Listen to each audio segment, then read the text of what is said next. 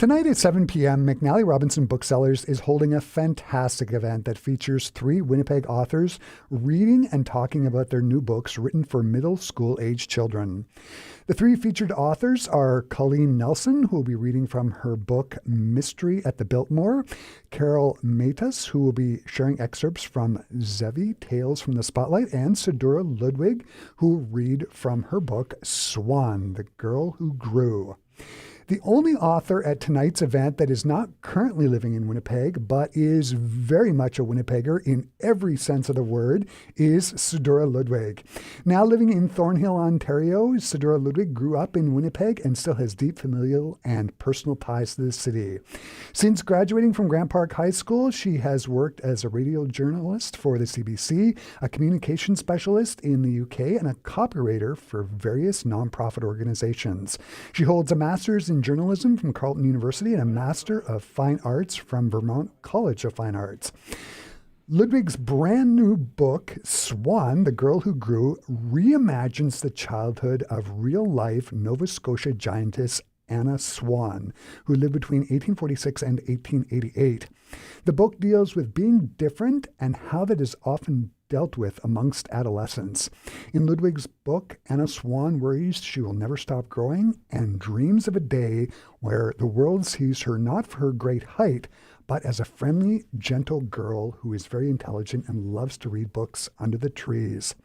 Tonight's event at the Grant Park McNally Robinson is sure to be just fantastic, and joining me here in the Classic 107 studio to talk about the event and her book, Swan, the Girl Who Grew, I am joined by the author, Sidura Ludwig. Hey, Sidzy. Great to have you here. I haven't heard that nickname in ages.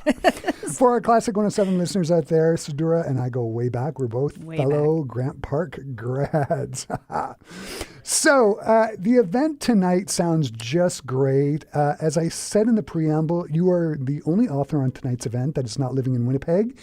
How did you get involved, and did you reach out to McNally Robinson, or did they reach out to you? Yeah, no, I reached out to McNally's. I actually go way back with McNally's. When I was a student in Winnipeg at Grant Park High School, McNally's was my first job. I used to work there back when it was at the Grant and Kenaston location, so not the current Grant Park location. So I have a long love and history with McNally's. I actually had a book out in May, a picture book called Rising, and when I was in when I came into the city in June and was promoting it there, and I did an event at McNally's then, but I definitely wanted to come back and be able to share Swan, and I've gotten to know Carol Matas, and Colleen is new to me, but someone I'm also getting to know. And Carol and I have met a number of times when I come into town, and I said to her, would you be interested in maybe doing an event with me, because we've both got middle grade work that's new and out in the open. And so it snowballed from there. And then I got in touch with McNally's, and they were all in, and they're wonderful to work with. Yeah, absolutely. The event tonight focuses, as you said, on middle school age children. You've written in a variety of styles and for a variety of demographics. You've written a children's picture book, which you talked about, called Rising.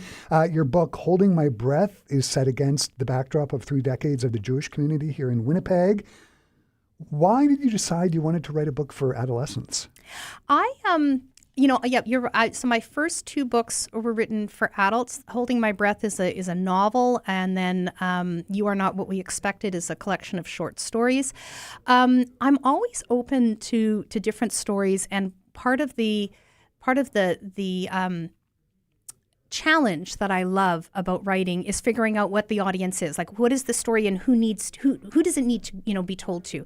But at the same time, a few years back, I decided I wanted to go back to school. I decided I wanted to get my MFA, which is a Master's of Fine Arts. And I was looking at programs basic creative writing, I don't want to say basic, but general creative writing MFA programs. And I don't know, none of them really excited me. And then at the same time, I took a course through the U of T continuing education program, Introduction Writing for Children and Young Adults. And I loved it. I'd never done picture book writing before. And I was like, yes, I need to do this, and again, what does it mean to write for a middle grade audience? What does it mean to write for a young adult audience, which is slightly older? There are challenges with all of those. so so that's how I got to Vermont College, and I've sort of pivoted for now, and I've got other work in the publishing pipelines. I've got 2 more picture books coming out, and so it just seems to be where I've kind of found myself as a writer. But as a working writer, I think you have to be versatile, and you've got to be open to all kinds of things. So absolutely. Swan, the Girl Who Grew sounds super interesting. I fell down a rabbit hole this morning when I was prepping for the interview. How did you hear about Anna Swan? And for our listeners, can you talk about who she was? So, sorry, just swallowing my tea. 12 years ago, my family, so my husband and I, we took the 3 kids who were little at the time on a trip out east to Nova Scotia, New Brunswick, PEI. And we ended up in this town, this village called Tatamagouche. The reason we ended up there is my husband is a big train fanatic. Tatamagouche, if your listeners are interested, has something called the Train Station Inn, where they took these old railway cars and retrofitted them into hotel rooms, basically, and we stayed in the caboose. So it was a big thrill for everyone involved. And while we were there, we ended up at the Creamery, which is a museum of the area. While we were wandering through this museum, I went into this room that was dedicated to Anna's story. And I just it was almost like it hit me almost like a ton of bricks. First of all, it's an amazing story. She lived in the mid 1800s, was rural Nova Scotia, born around Tatamagouche. And grew to be almost 8 feet tall. There are conflicting reports as to how much she weighed when she was born, but anywhere from 13 to 18 pounds. Having had 3 kids, I can tell you, right? That's something. She lived this very sheltered life in the beginning because it was rural, and she had a very loving, supportive family. But by the time she was a teenager, she could see her own limitations in the world that she was trying to fit into. And so she convinced her parents. She was being courted by P.T. Barnum for his American Museum in New York City. And she finally convinced them. Her parents did not want her to go. They did not think New York was a proper place for a girl like her or any young woman. But she said, no, this is I think where I need to be. And so she was 17. She moved out to New York. Her mother came with her for the first year. And by all accounts, she actually had a very successful and happy life. She became a celebrity. She performed. She was musical. She was into drama.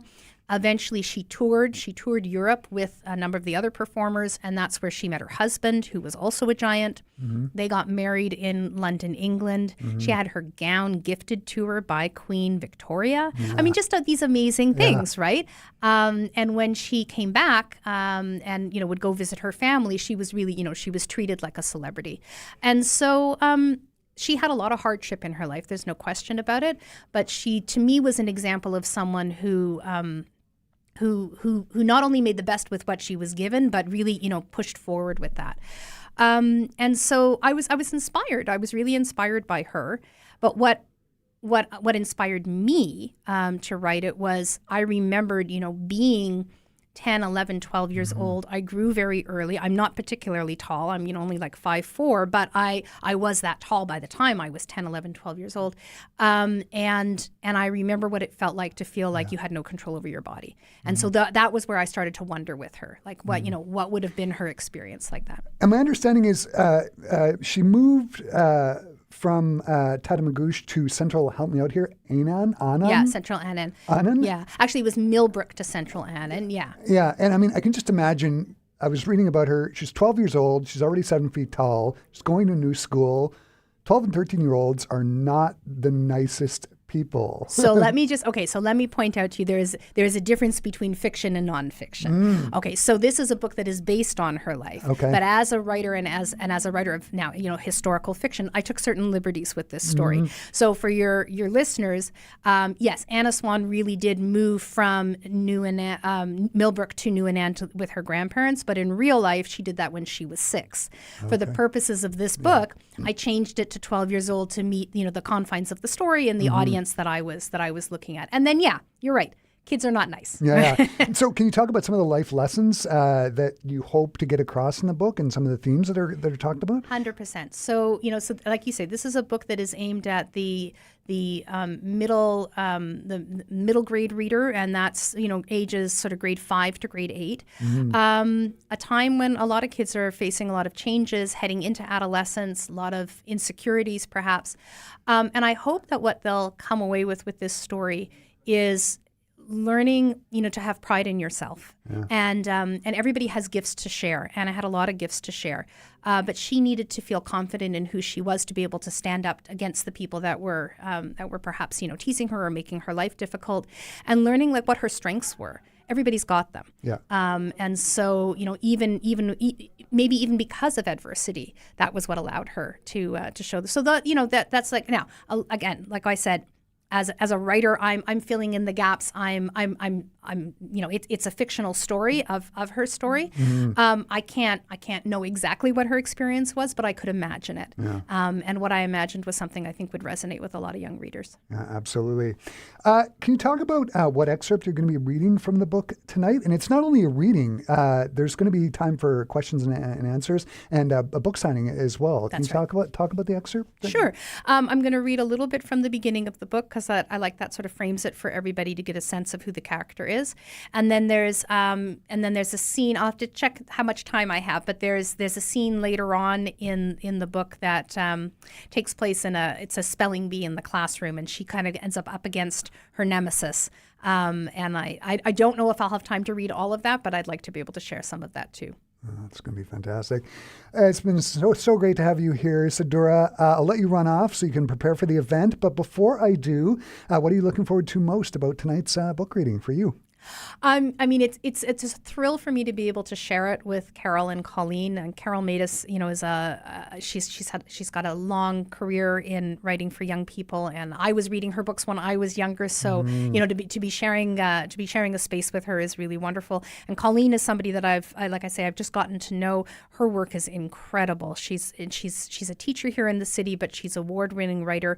So to have a space to be able to share work with these two other writers is something I'm very excited about. Also, the books that we're presenting are all a little different. There's a wide variety of work that happens for middle grade. So I'm excited about the conversation that we're going to have and be able to share with the audience. Oh, fantastic.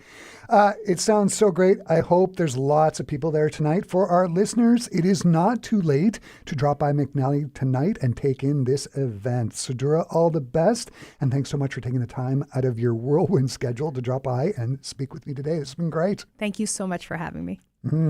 For our Classic 107 listeners, the Sidura Ludwig, Carol Matus, and Colleen Nelson book event happens tonight at 7 p.m. at the Grant Park McNally Robinson. For more details, you can go to McNallyRobinson.com or go to Classic107.com. I've embedded a direct link in the blog post about the event that is up there now, or just simply swing by McNally Robinson at 7 o'clock and sit back and enjoy these three wonderful authors reading from these three wonderful books. Sidura, thanks again. Thank you.